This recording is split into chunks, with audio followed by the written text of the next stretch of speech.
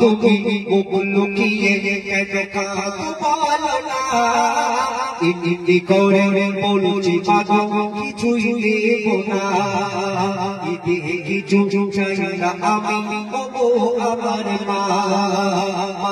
তুমি লুকিয়ে কেন কাঁদো বলো না, কিছু চাই না আমি গো আমার মা, কিছু চাই না আমি ও জননী মা।